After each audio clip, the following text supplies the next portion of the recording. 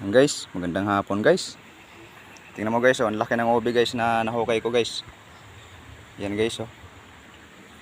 Laki guys. Pwede na maghukay ng ubi pala ngayon guys. Palibasa November na. December talaga dapat pag maghukay ng ubi. Yan guys, yung butas nyo. Yan guys, diyan ko hinukay guys. Yan, ito guys, pinaghukayan ko guys, oh. Yan, dito nga lang pala to guys sa katakip lang ng okra ko guys na tanim. Katabi ng okra ko na tanim guys. Ayan, yung mga okrahan ko guys. Dito lang siya.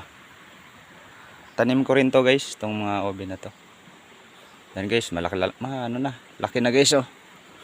Siguro guys mga 3 kilo siguro to guys. Yan guys, ang laki, oh. Mga 3 kilo yan guys. Kasi medyo malalim na yung nahukay na yung pinaghukayan natin guys, oh. 2 taon na kasi yan guys simula pagtanim, eh.